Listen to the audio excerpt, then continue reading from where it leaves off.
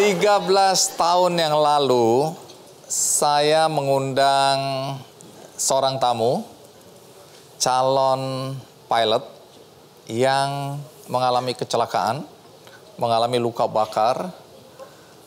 Bagi sebagian orang, tidak bisa terbayangkan kalau menghadapi peristiwa seperti itu. Hadir di sini, dia menceritakan apa yang terjadi, kemudian apa yang membuat dia bisa bertahan hidup hingga ketika saya undang 13 tahun yang lalu. Nah, karena peristiwanya sudah lama, bagi Anda yang dulu nonton mungkin lupa, atau bagi Anda yang belum pernah menyaksikan episode Kick Andy waktu itu, untuk mengingatkan Anda kembali, mari kita simak video berikut ini.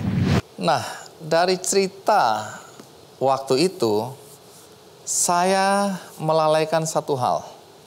Karena ketika cerita, dia bilang dia mengalami kecelakaan bersama instrukturnya.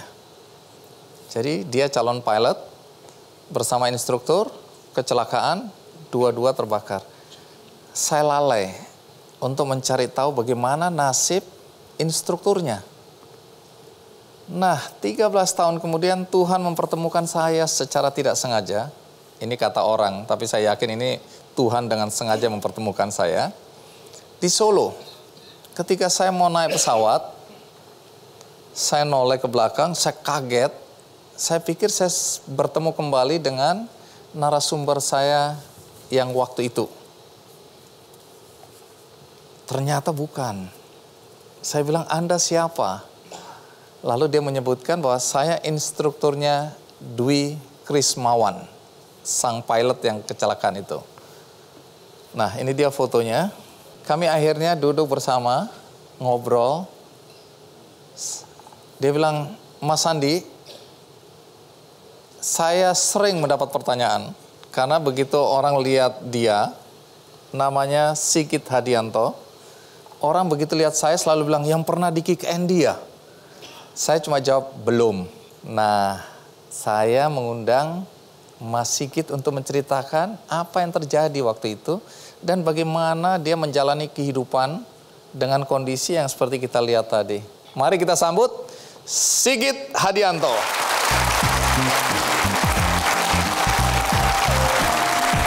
Mas Sigit, ketemu lagi. Ya, terima kasih. Terima kasih sudah mau datang ke acara Kick Andy. Terima kasih bisa undang Iya, saya. silakan duduk. Mas Sigit, senang bisa ketemu Anda lagi. Senang sekali di sini, Bang Andi, bisa ketemu juga. Saya kaget waktu ngelihat Anda pertama kali, karena teringat pada Mas Dwi Krismawan ya. Dan ternyata waktu itu Anda lah instrukturnya ya. Saya instrukturnya pada saat kejadian itu, betul. Nah, pada saat kejadian, Anda masih ingat kapan kejadiannya? Bulan Januari tahun 97, 28 Januari. Saya instruktur penerbang di... Sekarang namanya STPI, tapi saat itu masih dikenal dengan nama Pendidikan dan Latihan Penerbangan. Nah, waktu itu Anda umur berapa ya? Mau 23. Anda bersama Mas Dwi, itu kejadiannya apa? Nabrak atau jatuh? Betul. Kalau di penerbangan ada istilah khususnya mengenai kejadian yang kita alami itu yang namanya CFIT, Control Flight into Terrain. Jadi dalam kondisi sebetulnya pesawatnya tidak mengalami masalah teknis apapun, tetapi kondisi ternyata membuat kita berada di lokasi yang terlalu dekat dengan gunung gede yang di Bogor. Jadi kemudian pesawatnya crash dan sayangnya terus terbakar. Waktu itu Anda dan Mas Dwi sama-sama terbakar ini ya? Memang pada saat impact atau pada saat crash itu kemungkinan kita berdua memang kehilangan kesadaran dan tadi yang saya sampaikan sayangnya mungkin terus kemudian pesawatnya terbakar post crash fire dan saat memang kita masih berdua di dalam akhirnya kami berdua menderita luka bakar seperti ini. Pada saat terbakar Anda dalam keadaan sadar atau tidak? Tidak. Berapa lama kemudian baru Anda sadar? Persis berapa lamanya saya memang mungkin tidak ingat karena ya tidak sadar. Tetapi begitu saya siuman memang kondisi pesawat sudah berhenti di lereng gunung. Reaksi pertama saya yang saya ingat adalah saya nengok ke sebelah kiri karena memang itu kursi siswa saya di situ. Sudah tidak ada di situ. Saya langsung bereaksi dengan manggil namanya. Ternyata merespon dan sudah di luar, oke, berarti satu situasi sudah tertangani. Tinggal kemudian saya sendiri yang keluar dari pesawat. Dengan kondisi luka bakar berapa persen waktu itu? Saya menderita luka bakar 27% di lengan kiri, lengan kanan, dan di kepala dengan grade 3, which is yang paling serius. Bisa cerita sedikit apa yang terjadi pada hari itu? Jadi saya sorti pertama, memang sorti pagi jam 6. Saya take off kedua di belakang salah satu instruktur yang lain. Dan untuk yang take off kedua itu training area yang biasa kami dapatkan memang training area di daerah South area di selatannya Budiarto, di mana sisi selatannya itu adalah pegunungan Gunung Gede itu. Begitu entry ke area, memang cuacanya sebetulnya memang tidak terlalu kondusif karena gerimis dan berawan. Tapi dengan melihat bahwa instruktur yang lain juga terbang, saya rasa mestinya saya tidak ada masalah pada saat itu. Kemudian kita melakukan beberapa exercise. Saya minta siswa saya untuk melakukan 2 kali full panel 360. Apa itu? Di mana dia menggunakan alat penghalang untuk tidak melihat keluar, tapi hanya fokus pada instrumennya. Dan saya minta untuk melakukan 2 kali komplit putaran 360 derajat, baik ke kanan dan ke kiri, untuk melatih bagaimana dia bisa mengoperasikan pesawatnya hanya dengan berpanduan kepada instrumen. Setelah 2 exercise itu, saya ketinggian 2000 feet. Kebetulan saya juga masih ingat, kami punya margin tuh 1000 sampai 3000 feet, kami main di 2000 feet. 2000. Saya ingat bahwa memang ya karena cuaca yang memang agak bumpy, saya pikir mungkin saya perlu cari sedikit area yang lebih baik. Saya minta untuk handover, dia lepas kontrol, saya pegang, dan saya memang akan keeping area. Istilah kami kalau kami berusaha untuk tetap di area latihan itu adalah keeping area, di mana mestinya saat itu posisi saya masih di utara Gunung Gede itu. Tetapi sama ternyata posisi pesawat kami sudah melewati gap antara Serpong dan South area dan sudah ada di sebelah selatan. Sehingga pada saat saya turning untuk kembali menghadap ke utara, last minute saya melihat ya pohon sudah istilahnya sudah dekat di situ. Yang saya ingat juga pada saat itu adalah karena memang sedang turning, kelihatan pohon, reaksi awal adalah oke, kalau ini terlalu dekat, saya coba lebih ketat radius putarnya, saya tambah angle of turningnya supaya kalau memang bisa saya akan lewat di depannya. Tapi instantly memang pada saat itu juga saya sudah langsung merasakan bahwa ini nggak dapat nih. Terlambat. Ya, sudah terlalu dekat. Artinya, yang kemudian juga saya ya hanya mungkin sekilas dan juga petunjuk dari Tuhan. Kalaupun harus crash, maka saya harus upayakan efeknya seminimal mungkin. Apa yang Anda lakukan? Saya level kembali, paling tidak itu sejajar dengan lereng gunung, tarik habis, full power. Kalau lolos, alhamdulillah. Kalaupun tidak, berarti tidak frontal, paling tidak itu. Ya, tapi memang kondisi itu sudah siap sebenarnya dihadapi oleh setiap siswa atau pilot ya. Ya. Tapi hari itu karena terbakar itulah yang membuat Anda dan Mas Dwi kondisinya seperti sekarang ini. Nah, siapa yang menolong Anda waktu itu? Saya mulai mendengar ada penduduk datang. Nanyakan apa yang terjadi, kemudian memindahkan kita kalau nggak salah ke Dangau yang mungkin dekat dengan situ. Walaupun saya tidak dalam kondisi melihat pada saat itu, tapi saya mendengar sadar ya. Nanti setelah ini kita akan dengarkan dari dokter yang waktu itu mengoperasi Anda karena situasi dan kondisi Anda waktu itu luka bakar sampai grade 3 ya. Baik, nanti kita akan tanyakan, dokternya sudah ada di sini, tapi kita rehat sejenak, ikuti terus Kick Andy. Kalau untuk fungsi, ini bagus. Artinya fungsi tangan oke? Ya, baik. Saya nemenin istri belanja, bisa jadi... Beres.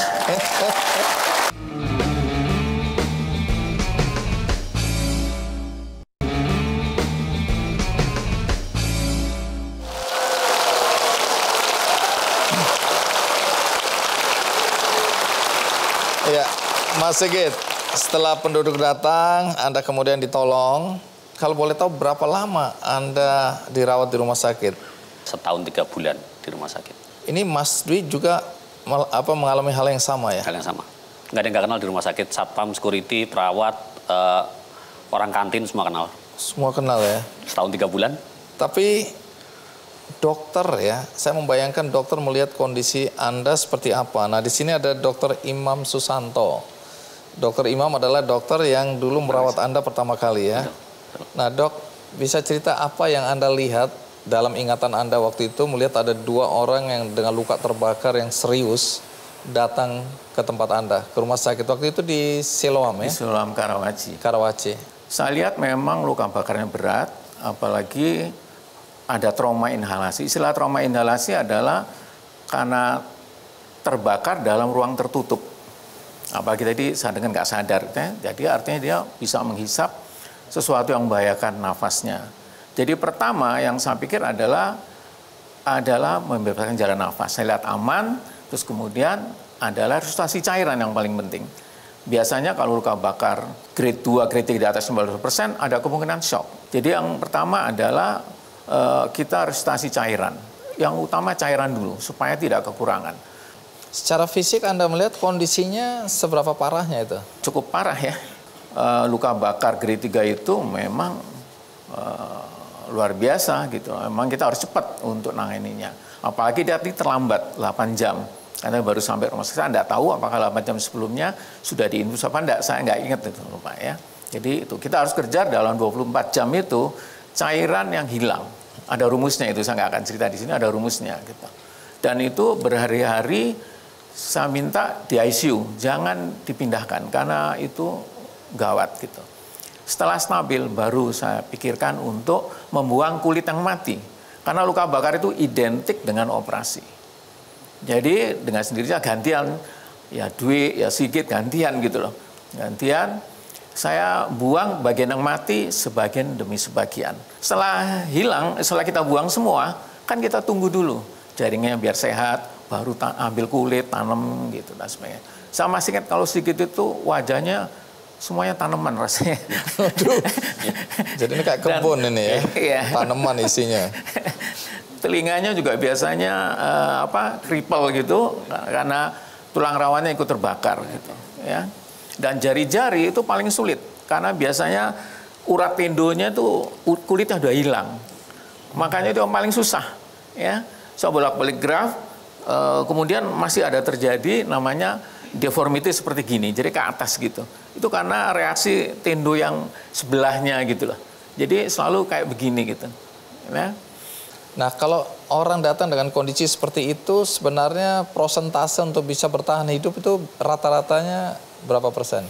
Contoh di RSCM itu secara average kalau datang ke RSCM biasanya besar-besar itu. Biasanya luka bakarnya itu sekitar 30% atau 20-30% meninggal. Nah, Mas Sigit, Anda mengalami operasi berapa kali? 21 kali. 21 kali. Saya ingat, ya. Nah, Dok, 21 kali operasi yang Anda bilang tanam-tanam, tambal-tembel gitu tadi, hasilnya seperti ini nih sudah maksimal? Jadi Pak Sigit itu saya masih ingat, setiap tanaman yang saya tanam, walaupun tumbuh, akhirnya tumbuh kloidnya dia, nonjol gitu loh. Jadi kan harus buang lagi, karena untuk fungsi kan harus bagus tangannya, jadi saya buang lagi, tanam lagi. Nah, tapi menurut Anda ini sudah optimal? Atau sebenarnya... Kalau seandainya masih mau, masih bisa. Oh, masih bisa ya? Untuk kelopak matanya, untuk tangannya. Jadi kalau tangannya dikakukan, jadi dikakukan gitu. Boleh lihat tangan Anda? Oh, ini sekarang ini maksimal ini ya. Ya. Tapi sebenarnya kalau mau dibenerin lagi masih bisa ya, Dok ya? Mau dibenerin lagi nggak? Uangnya aja deh. Baik, jadi memang tidak ada kepikiran ya. Baik, terima kasih Dr. Imam ya. Kalau bicara tadi lepasnya yang udah bercanda, tapi Anda sendiri udah merasa ini aja udah cukup. Saya justru ingat pesan pertamanya Dr. Imam waktu itu. Orang tua saya sebetulnya ya, yang bilang itu, tolong dong gimana supaya saya kayak dulu lagi lah gitu. Tapi pesan pertamanya Dr. Imam saya ingat, jangan pernah berharap bahwa ciptaan manusia akan sama dengan ciptaan Tuhan. Itu yang pertama. Yang kedua, yang saya akan upayakan adalah untuk menunjang fungsi-fungsi utama dalam kehidupan supaya saya bisa mandiri. Yang paling sepele aja misalnya ngancing baju. Kalau itu udah bisa, mau bentuknya kayak begini, enggak apa-apa. Dan terbukti saya terakhir training di 737NG masih bisa ini saya pegang throttle quadrant, flight control, emergency landing gear handle. So kalau untuk fungsi, ini bagus. Saya nemenin istri belanja, bisa jadi cantolan. Beres.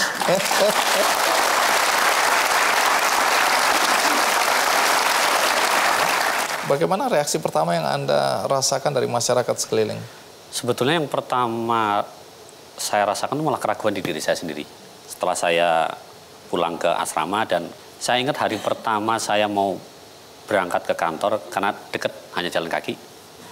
Saya berhenti cukup lama di pintu mes antara mau berangkat atau tidak. Karena memang saya tidak yakin bagaimana orang akan bereaksi terhadap kondisi saya ini. Selama di rumah sakit mungkin tidak pernah ada masalah karena ya bagaimanapun sudah tahu, sudah kenal profesional, dokter, perawat dan lain sebagainya, keluarga, tapi saya kan belum bisa memastikan bagaimana reaksi lingkungan lain atau orang lain atau yang belum pernah ketemu lagi atau juga maaf misalnya terutama anak-anak karena kan tidak selalu bisa ditebak bagaimana reaksinya. Tantangan terbesar malah dari diri saya waktu itu. Di sini ada Kapten Afirianto. Betul, direktur saya. Kok bisa orang seperti ini dengan kondisi yang seperti ini tetap Anda terima bekerja di tempat Anda? Jadi waktu saya melihat Kapten Sigit ngajar di Curug dengan transisi dari recovery kecelakaan, waktu dia ngajar di ground school, itu mempunyai kemampuan yang cukup berlian bagi saya. Dengan keadaan yang seperti ini, dia memberikan satu ilmu kepada siswa. Sehingga pada saat saya sudah pindah ke Direktorat Kelaik Udaraan, saya tarik menjadi inspektur. Apa yang terpikirkan? Anda nggak memikirkan bahwa fisik seperti ini akan mengganggu suasana kerja? Ya memang kalau sebagian orang melihat seperti itu. Tapi bagi saya punya hati yang paling dalam. Bahwa keadaan yang demikian itu bisa mengalahkan manusia yang sempurna.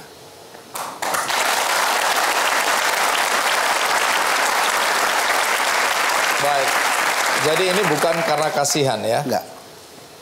Dan Anda tidak memikirkan impact negatif, ya, bahwa kemudian orang seperti ini, maaf ya, orang seperti ini hadir di antara kantor atau rekan kerja Anda?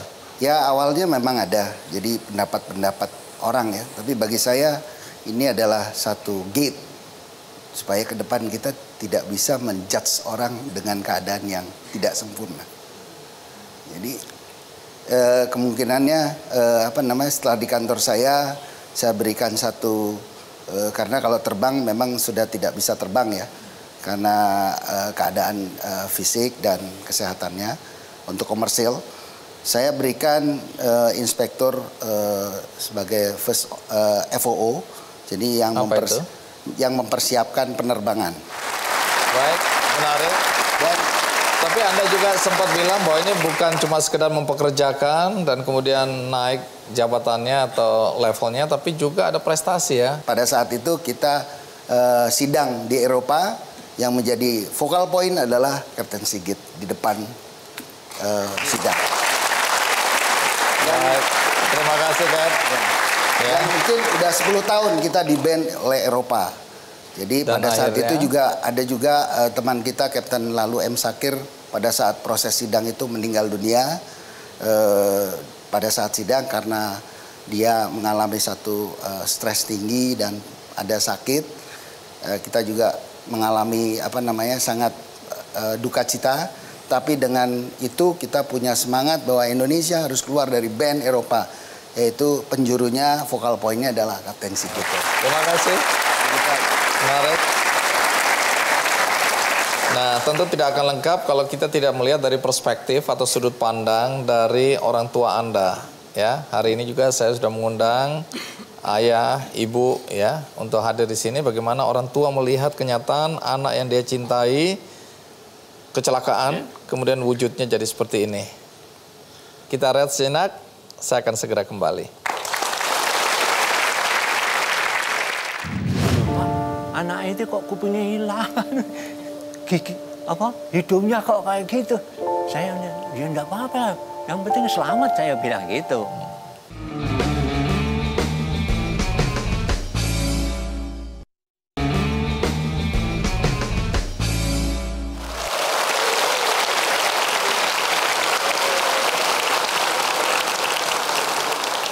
Terima kasih Anda masih bersama saya di acara Ki Candy dan tamunya masih Mas Sigit Hadianto yang mengalami kecelakaan ketika menjadi instruktur penerbangan 22 tahun yang lalu. Dan kondisi Anda seperti inilah setelah kecelakaan tersebut. Ya. Nah, yang tentu menarik adalah keluarga. Bagaimana keluarga bisa menerima Anda seperti ini? Kalau boleh tahu, Anda lahir dari keluarga seperti apa? Orang tua pekerjaannya apa? Bapak saya di Angkatan Darat, alumni AMN 68, AMN terakhir, karena habis itu jadi Akabri. Ibu saya ibu rumah tangga, ibu persit, yang memang kegiatannya sehari-hari di asrama, dampingin suami.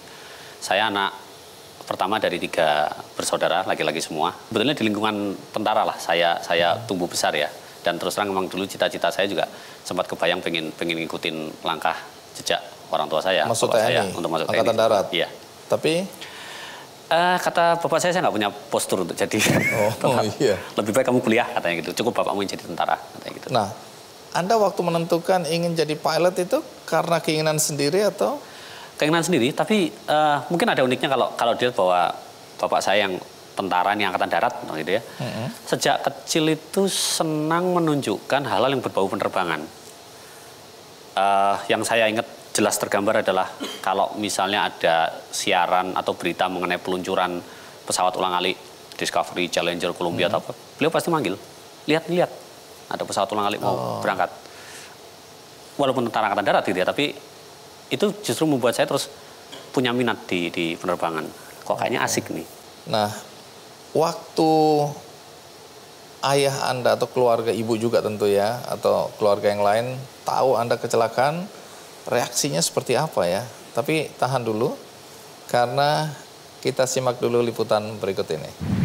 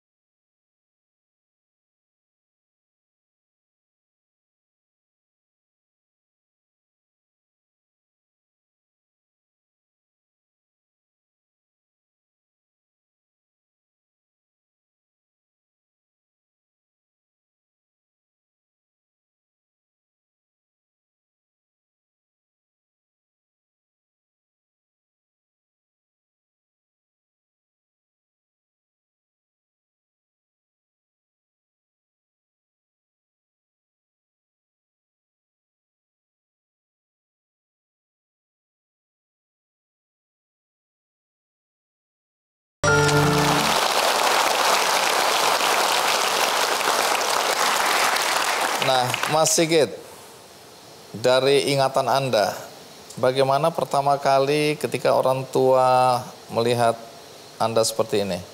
Saat itu tentunya saya masih di rumah sakit, dan seperti tadi dokter menceritakan, saya masih berada di ruang intensive care, jadi kita memang di steril.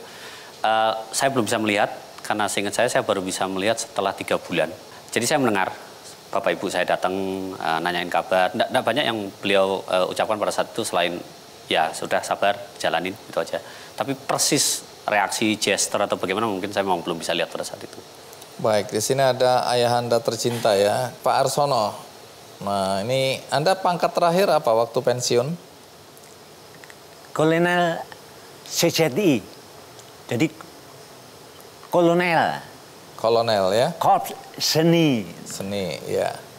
Nah, Pak Arsono, tahu pertama kali bahwa Mas Sigit kecelakaan dari siapa? Waktu itu saya masih di kantor Dewan Perwakilan Rakyat Daerah Kabupaten Tuban. ditelepon keponakan saya, namanya Iken. Pertama namanya seorang ayah ya, dengar, wah ada kecelakaan. Betapa rasanya, katakan ya, Barep ini, anak Barep. Anak pertama ya? Ya, anak pertama. Aduh, harapan besar saya istilahnya untuk ke depan nanti. Tapi dengar celaka, siapapun mesti istilahnya ya sedih lah demikian.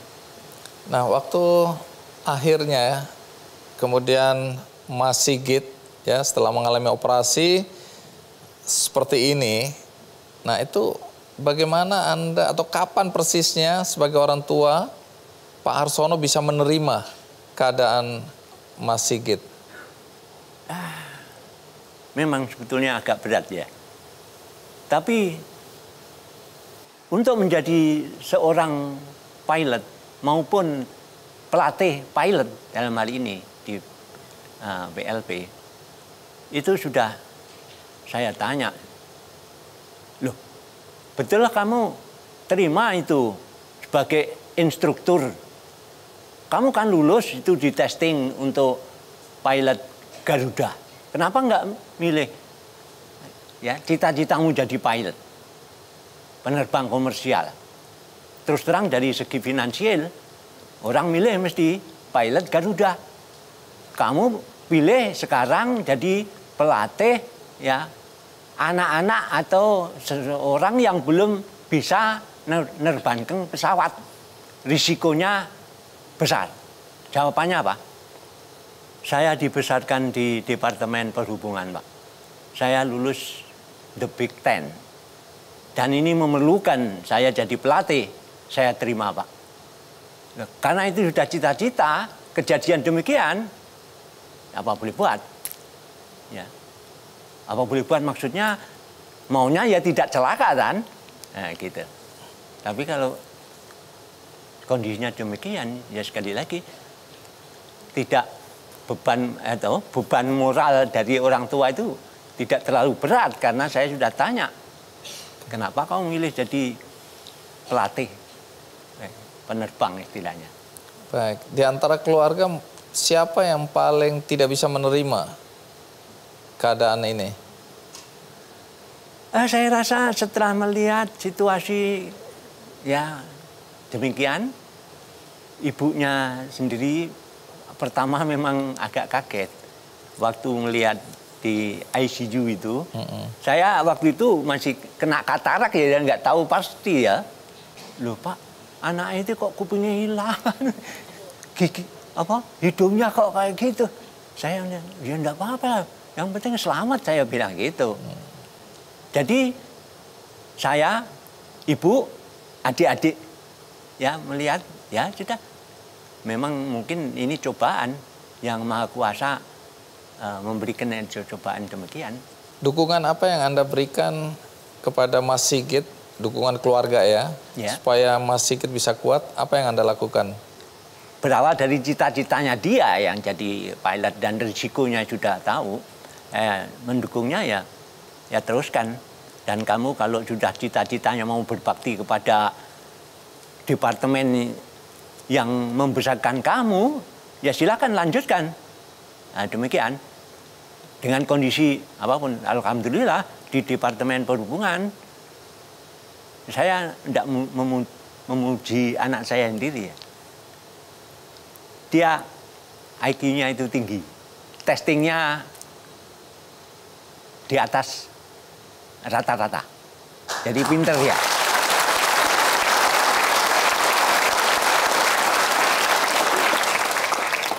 Jadi kalau di sini ada komandannya atau pimpinannya, tidak keliru milih Sigit ini jadi. Baik, terima kasih Pak Harsono. Nah, Anda menikah ya. Tadi anak berapa? 3. 3. Putri semua, alhamdulillah. Nah, dalam kondisi wajah seperti ini, tentu kan kami semua bertanya-tanya.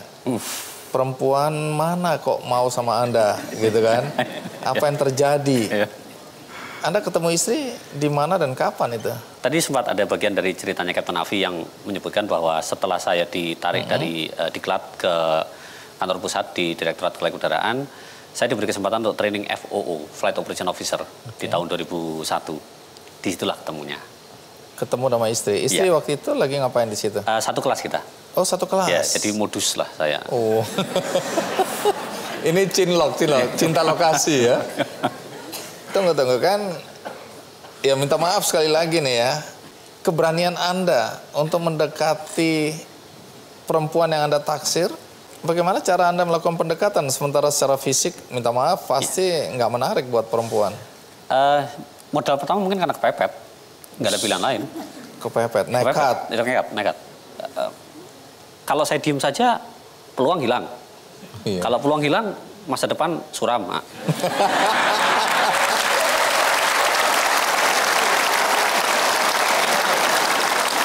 Udah lebih baik tanya perempuannya aja ya.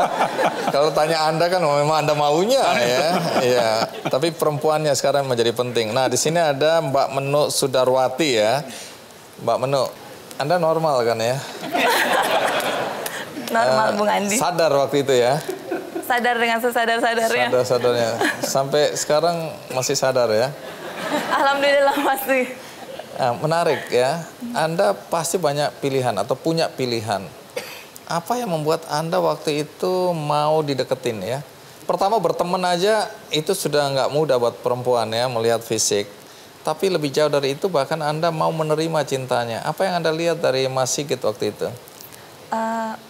Kami tuh kenal waktu itu karena satu kelas. Kebetulan kok di kelas tuh Mas Sigit ini orangnya menonjol. Ya pasti. Iya, sangat menonjol. Ya. Oke, yang Anda maksud yang menonjol itu apa? Ya, pertama dari fisiknya aja berbeda dari teman-teman kelas lainnya. Kedua, memang Mas Sigit ini sangat pintar di kelas. Jadi ya apa pelajaran yang di kelas yang saya tidak paham, biasanya saya tanya ke Mas Sigit. Dari situlah akhirnya kenal, menjadi dekat. Lanjut. Akhirnya jadi.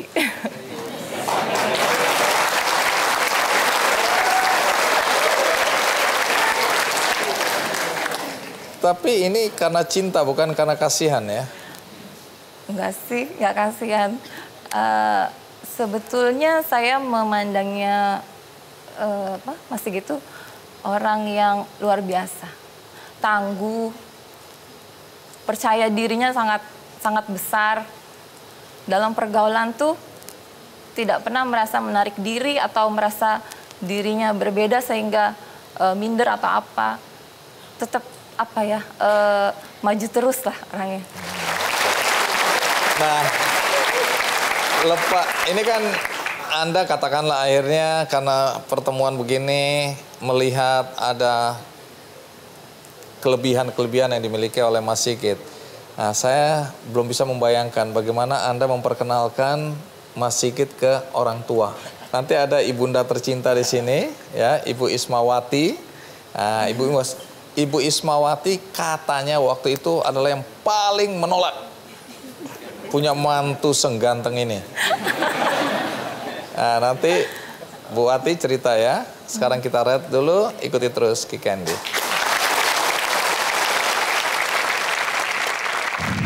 Dari yang diperkenalkannya ceritakan jadi teman, tiba-tiba diperkenalkannya lagi, saya mau diajak nikah sama orang ini. Terus ibu saya, hah?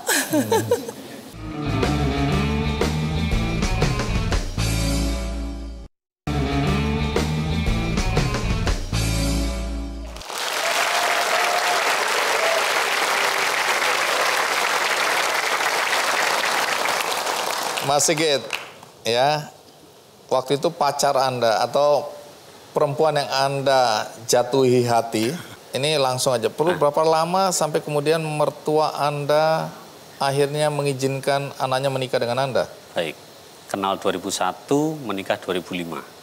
4 tahun penantian itu. Ya. Tapi waktu pertama kali Anda bertemu dengan calon mertua, reaksi pertama mereka bagaimana? Tolong Bunda koreksi kalau salah nih ya. Tapi akhirnya Bertemu itu memang setelah pendekatan dari istri waktu itu ke orang tua sudah disampaikan. Jadi memang saya minta waktu untuk bertemu karena saya ingin mengutarakan niat baik saya untuk mengajak Menu berkeluarga. Gitu. Oke. Pertemuan pertama atau mungkin Anda juga udah lupa ini. Istri, Mbak Menu, masih ingat nggak apa yang terjadi waktu itu? Reaksi pertama orang tua? Yang mau ketemu tuh papa saya dengan Mas Sigit. Ibu saya masih belum mau bertemu. Jadi masih di belakang layar. Oke. Tapi apakah ibu waktu itu tahu secara fisik Mas Sigit seperti ini? Iya, sudah tahu karena dari cerita saya.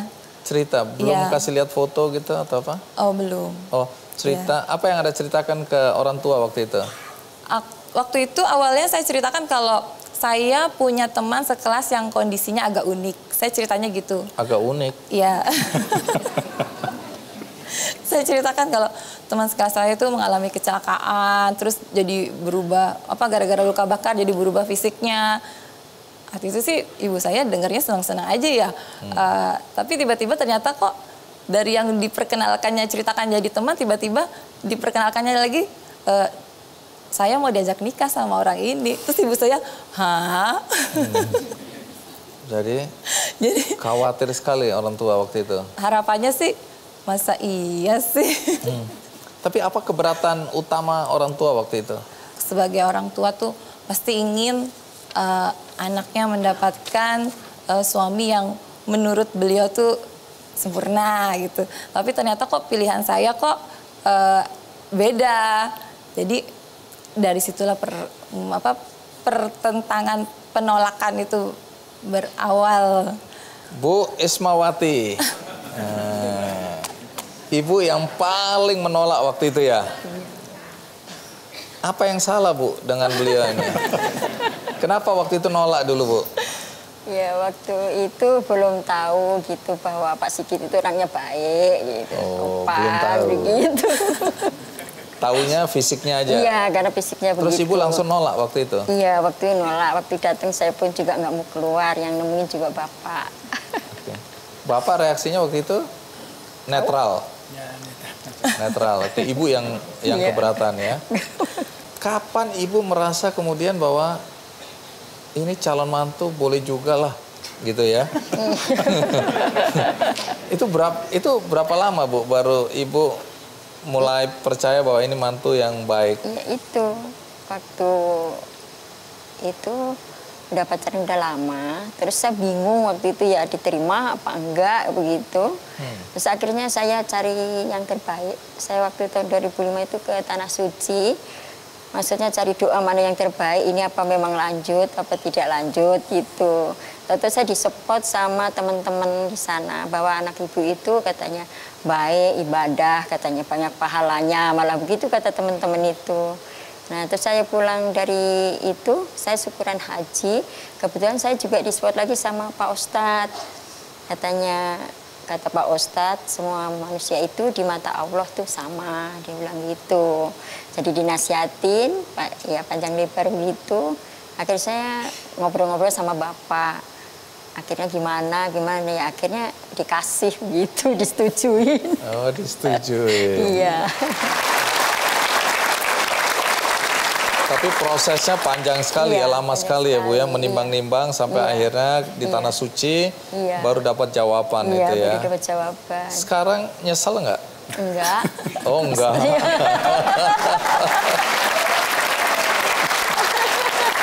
Nah, katakanlah ibu, bapak akhirnya bisa menerima ya, Mbak Menu juga bisa menerima. Tapi keluarga ada yang keberatan nggak? Tidak. Enggak ada. Enggak ada? Enggak ada. Oh, setelah ibu bapak menerima, Mbak Menu juga menerima, keluarga yang lain menerima? Iya, menerima. Ini keluarga hebat ini kalau gitu.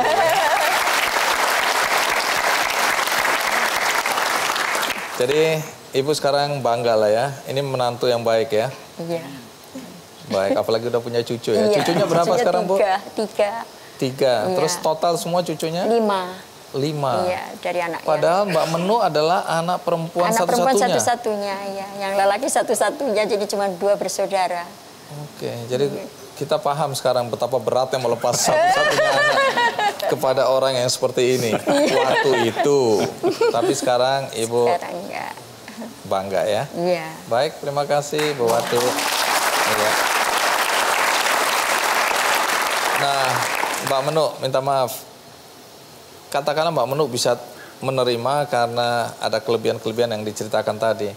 Tapi teman-teman, lingkungan, masyarakat, ini kalau mau ke pesta-pesta kan gimana itu?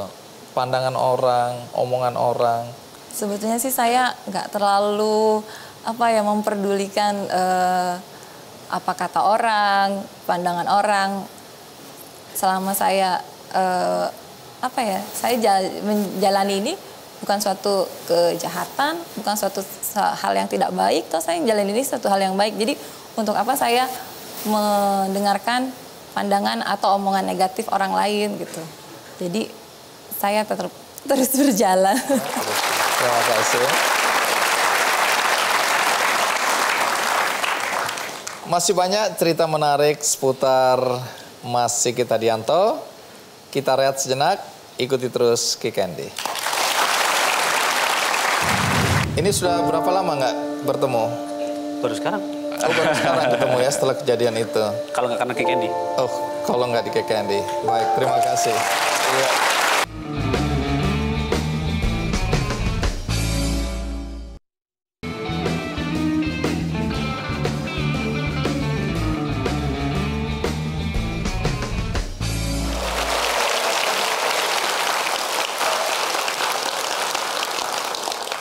Terima kasih Anda masih bersama saya di acara Ki Candy dan masih juga bersama Mas Sigit Hadianto ya. Pilot yang waktu itu jadi instruktur mengalami kecelakaan bersama muridnya waktu itu. Dua-dua mengalami kecelakaan, sama-sama terbakar dengan kondisi yang juga sama-sama tanda kutip mengenaskan ya. 13 tahun yang lalu saya undang Mas Dwi ya ke sini dan setelah itu kami masih beberapa kali bertemu dan kemudian saya lihat Mas Dwi aktif dengan kegiatan sosialnya. Nah, hari ini saya mengundang kembali Mas Dwi Krismawan. Mari kita sambut bersama istri tercinta. Mas Dwi, terima kasih masih ketemu. Iya. Iya. Silakan duduk. Seperti saudara kembar. Mas Dwi, terima kasih. Lama nggak bertemu. Ya. Sekian tahun. Udah 10 tahun mungkin Bang Andi. Iya, saking lamanya ya. Ya, terima kasih. Ini sudah berapa lama nggak bertemu? Baru sekarang. Oh, baru sekarang ketemu ya setelah kejadian itu. Kalau nggak karena Ki Candy. Oh, kalau nggak di Ki Candy. Baik, terima kasih. Iya. Nah, Mas Dwi, ya, dulu Anda menceritakan kisah Anda. Dan itu berkaitan dengan kejadian yang tadi diceritakan juga oleh Mas Sigit. Nah, kemudian Anda mencoba bangkit kembali dari kehidupan Anda, ya. Cita-cita dulu menjadi pilot, tapi semua kemudian kandas. Iya. Nah, kalau Anda sendiri ngalamin luka itu berapa persen? Hampir 50% lebih, 50-60%. Jadi grade 2 sampai grade 3. Mungkin jadi kalau Bapak Ibu pernah kena knalpot, mungkin betisnya itu hanya grade 1 di kulit ari. Tapi ketika apa yang saya alami, saya terperangkap dalam COVID itu mungkin hampir 60 menit. Jadi sampai jaringan tanduk, jaringan tulang, bahkan sampai paru-paru saya penuh dengan flek. Dan sempat di rumah sakit itu tenggorokan saya dilubangi supaya udara itu bisa keluar, dan dokter memvonis bahwa mungkin Dwi nggak bisa ngomong karena pita suaranya rusak. Tapi saya bersyukur bahwa pada saat ini karena kekuatan yang Tuhan berikan, saya bisa hadir di sini untuk berbagi bahwa di balik masalah, di balik pergumulan, Tuhan memberikan kekuatan untuk saya bisa melewati semua.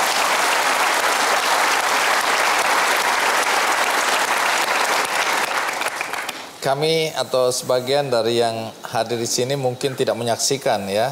13 tahun lalu Anda menyampaikan atau menceritakan apa yang terjadi. Tapi boleh sedikit ke belakang. Kalau Anda sendiri lahir dari keluarga seperti apa? Orang tua pekerjaannya apa?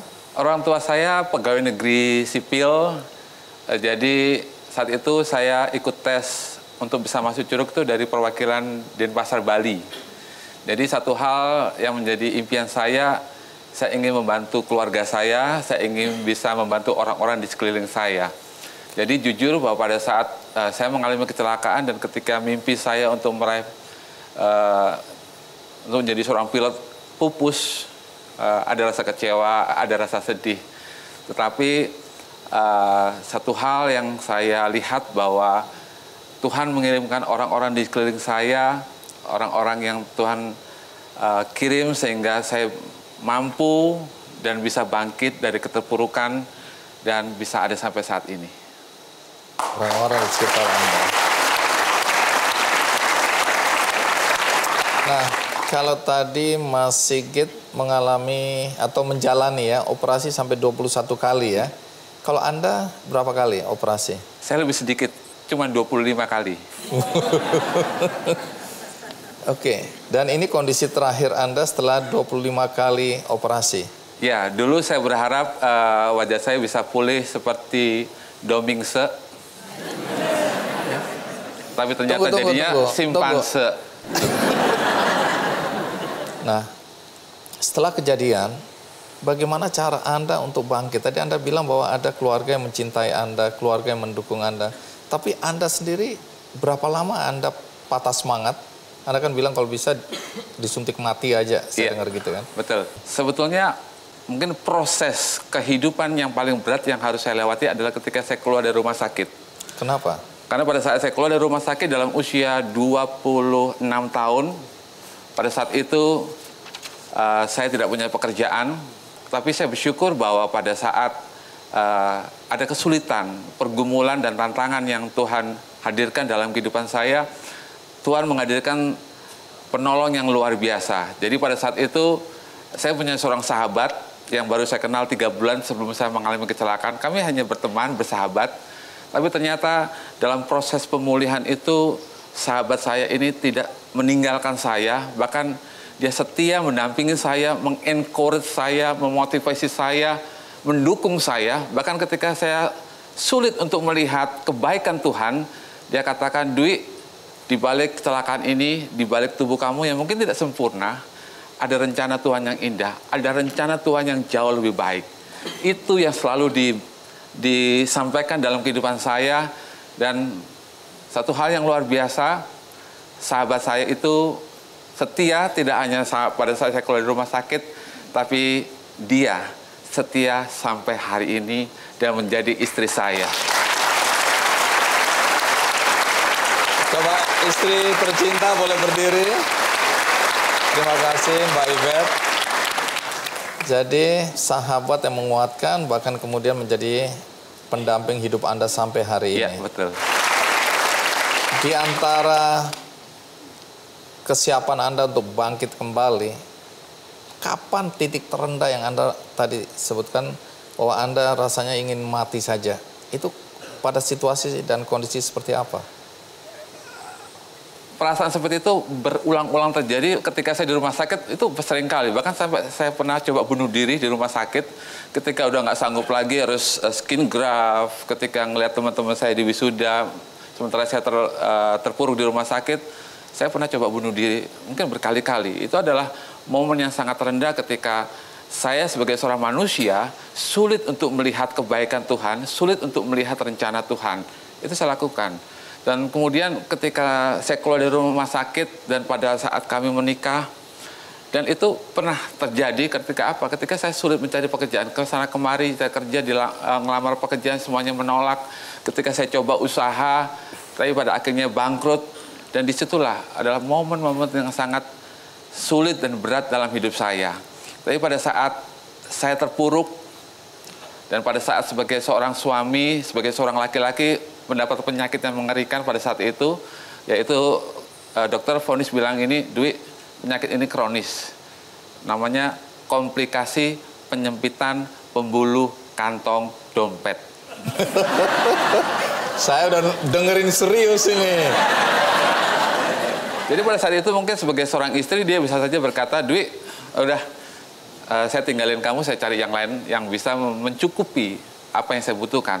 Tapi pada saat momen yang terendah itu, ketika saya bangkrut, rugi, ditinggalkan oleh semua orang, istri saya bilang, Dwi, apapun yang terjadi, aku tetap mencintai kamu.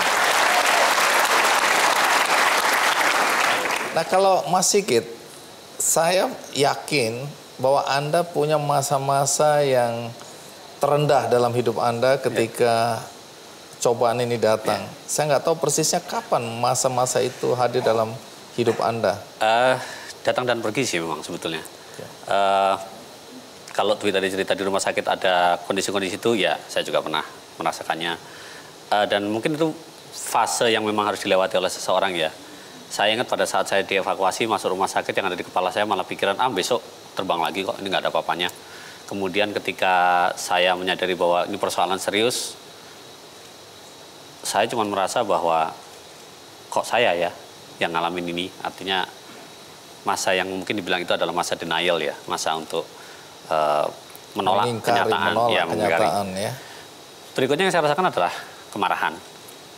Kemarahan karena ya saya punya bayangan ideal bahwa pengen jadi penerbang. Seperti tadi Bapak saya pernah bilang, sebetulnya idealnya saya itu tadinya di sekolah di Curug, pengen jadi penerbang komersial di airline manapun yang tadi sudah disebutkan, itu adalah bayangan dan cita-cita saya. Akhirnya terhenti karena memang kondisi fisik tidak memungkinkan lagi untuk terbang, paling tidak ya sampai saat ini. Yang muncul adalah kemarahan, dan kemarahan itulah yang mungkin juga membuat saya dalam beberapa kondisi merasa bahwa ini titik nadir gitu ya. Tapi kembali keluarga, teman, rekan kerja yang ada itu terus mendorong bahwa ya selama kamu masih dikasih kesempatan, ya selama itu sudah pasti ada jalan. Itu yang terus kemudian menguatkan untuk sampai ke titik di mana ya sudah, tadinya nganggap nggak ada apa-apa, denial, marah, menerima. Berapa lama proses itu?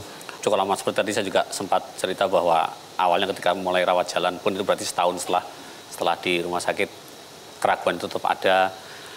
Ngelihat mungkin reaksi orang yang bermacam-macam itu juga terus kemudian menimbulkan perasaan-perasaan seperti itu lagi. Dwi bilang tadi ngelihat teman-temannya wisuda itu menimbulkan perasaan yang mungkin juga nggak nyaman. Saya melihat teman-teman saya mulai qualified jadi co-pilot, kemudian jadi captain, terbang wide body. Itu kan cita-cita saya dulu sebetulnya. Kadang-kadang itu juga masih muncul. Tapi kembali bahwa apa yang ada pada diri saya saat ini adalah apa yang terbaik yang Allah berikan kepada saya, kepada keluarga. Dan tidak kemudian itu menjadi penghalang untuk saya tetap bisa minimal sebagai manusia memberikan kontribusi yang terbaik ke keluarga, lingkungan, atau tempat kerja. Nah, Mas Dwi nanti cerita ya, apa kegiatan Anda sekarang, dan juga cerita apa yang bisa Anda lakukan dan tidak bisa Anda lakukan dengan fisik seperti ini. Karena tadi ada video Anda treatment ya di treadmill, kemudian Anda ikut dalam beberapa kegiatan lomba. Terus saya dengar Mas Dwi aktif ke pelosok-pelosok, bahkan masuk keluar penjara. Ya, nanti kita usut kenapa masuk keluar penjara ya. Tapi sebelum itu kita rehat sejenak, ikuti terus Kick Andy.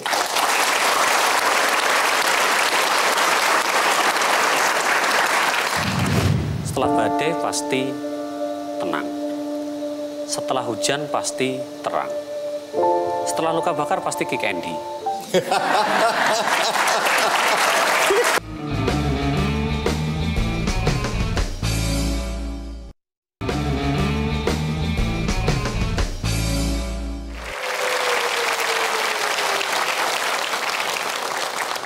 Ya, Mas Sigit, Mas Dwi, Anda berdua mengalami tragedi ya ketika pesawat Anda berdua mengalami kecelakaan, menyebabkan kebakaran hebat ya, dan kemudian secara fisik Anda berdua seperti ini. Tetapi yang menjadi penyemangat bagi siapapun yang bertemu dengan Anda adalah bagaimana Anda menyikapi cobaan hidup ini dengan sudut pandang yang positif. Nah, ke Mas Dwi dulu. Saya dengar Anda sekarang sudah punya yayasan ya?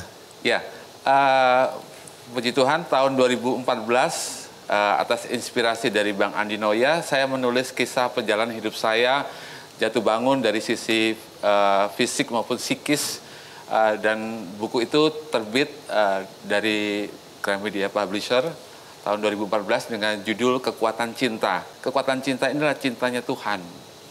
Jadi ketika ada sebuah cinta yang mau menerima saya apa adanya, dan itu saya yakin adalah cintanya Tuhan yang Tuhan hadirkan melalui seorang wanita yang bernama Betania, dan itu saya tuliskan dalam buku. Dan tahun 2015 ketika kami harus mendampingi anak-anak yang menjadi korban kekerasan di pengadilan, kami harus dalam bentuk berwadah hukum. Akhirnya kami dirikanlah Yayasan Kekuatan Cinta Indonesia. Dan semenjak itu kami keliling Indonesia memberikan edukasi tentang child protection. Kami mendampingi anak-anak yang membutuhkan pendampingan di pengadilan. Dan kami juga menghadirkan pelatihan bahasa Inggris dan komputer di penjara anak. Oh, ini yang tadi saya bilang masuk keluar penjara. Betul. Saya pikir Anda melakukan tindakan kriminal tadi. Ya, karena kami melihat bahwa walaupun mereka ada di namanya LPKA ya, Lembaga Pembinaan Khusus Anak, mereka adalah anak-anak yang butuh cinta, butuh perhatian, butuh kasih sayang. Dan itu yang saya lihat bahwa di dalam kesempatan hidup yang kedua yang Tuhan berikan dengan tubuh yang tidak sempurna ini, saya belajar untuk bisa menjadi berkat bagi sesama manusia.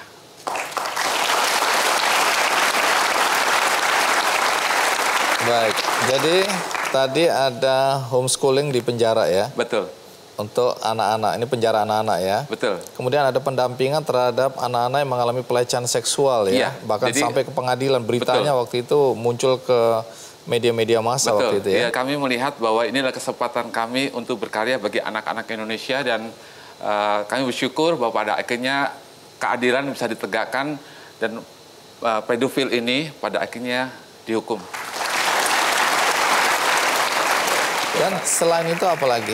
Dan saat ini saya lebih banyak tinggal di Malang karena Timur, saya sedang merintis satu pelatihan bahasa Inggris buat anak-anak, dan saya bersyukur bahwa pada saat ini Tuhan memberikan saya sebidang tanah, nggak luas, cuma 8 kali 25. Dan saat ini saya punya harapan, punya mimpi bahwa di atas tanah itu akan saya dirikan sekolah yang di dalamnya ada yang pertama tempat terapi buat anak-anak berkebutuhan khusus, yaitu autis. Terus kemudian di situ ada learning center, ada pelatihan bahasa Inggris buat anak, ada melukis, ada musik. Intinya apa? Bahwa ketika Tuhan memulihkan bukan wajah, bukan tubuh, tetapi hati saya, tugas saya yang kedua adalah memulihkan orang-orang di sekeliling saya agar mereka bisa melihat kebaikan Tuhan dalam kehidupan mereka. Baik, ya. Dengar-dengar Anda juga punya program televisi ya? Iya. Anda jadi hostnya, jadi pemandu acaranya? Iya, mungkin. Jadi kita bersaing ini. Dan sama-sama. Iya, jadi. Acara apa itu? Apa tujuan acara ini? Jadi ketika kami mengunjungi sekolah-sekolah dari Sabang sampai Merauke, kami mengunjungi sekolah yang di pelosok-pelosok, di Jawa, di Sumatera. Itu kami dokumentasikan, terus kemudian kami jadikan sebuah tayangan televisi yang berjudul Kekuatan Cinta juga.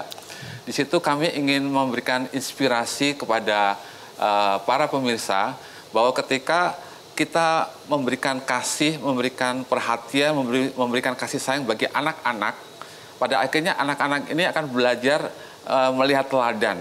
Ketika mereka mendapatkan cinta kasih, pada akhirnya tertanam cinta itu di dalam hati mereka. Sehingga ketika anak-anak itu tumbuh dewasa, kelak mereka menjadi pribadi yang mampu mengasihi, mampu menyayangi orang-orang di sekeliling mereka.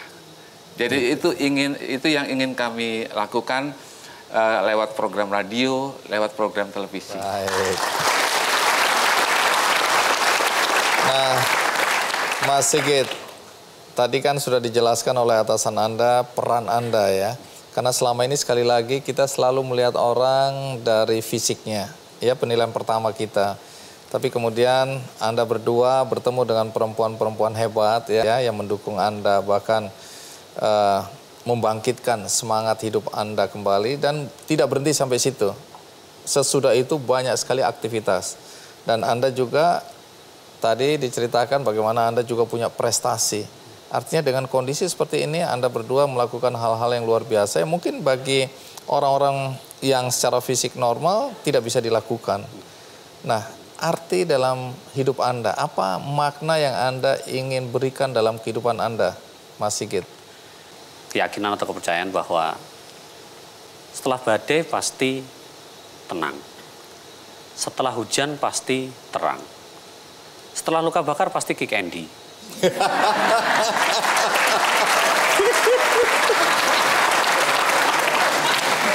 Jadi kalau sekarang kalau ada orang ketemu Anda, ini yang di kick Andy ya? Paling nggak saya udah bisa bilang iya, saya. Iya. Gitu. Tinggal yang mana yang kalian lihat gitu ya.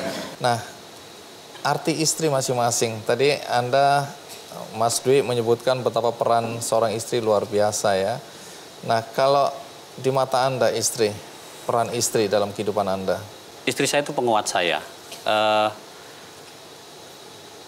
Dia yang selalu meyakinkan saya bahwa seperti tadi saya bilang dengan kiasan tadi ya, setelah badai pasti tenang. Bahwa setiap persoalan itu pasti ada jalan keluarnya.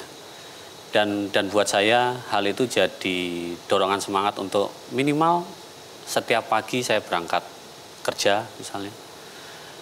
Minimal dari pekerjaan saya ada sesuatu yang bisa saya kontribusikan. Kapten Navi, direktur saya sudah menceritakan kalaupun mungkin itu sampai akhirnya membawa Indonesia dilepas dari larangan terbang yang sudah 10 tahun ada, ya alhamdulillah. Paling tidak ada sedikit kontribusi yang mungkin saya bisa berikan di situ.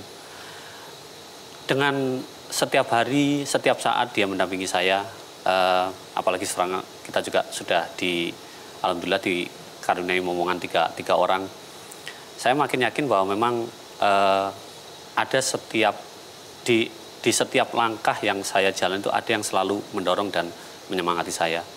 Dan saya dengan segala kerendahan hati sih hanya bisa berharap bahwa saya juga bisa melakukan hal yang sama untuk istri saya karena dia sudah sedemikian total mendukung dan mensupport saya. Oke, indah sekali perkataan cinta. Sekali lagi terima kasih ya Mas Sigit, Mas Dwi, terima kasih. Dan biasa di akhir acara ini saya bagikan dulu buku untuk penonton yang ada di studio dan juga tentu ada di rumah. Apakah semua sudah mendapatkan buku ini? Apakah semua bahagia? Baik, kebahagiaan yang sama tentu ingin saya bagikan kepada Anda semua di rumah. Kalau Anda ingin mendapatkan buku ini, caranya mudah. Ikuti kuis di Twitter Kick Andy Show.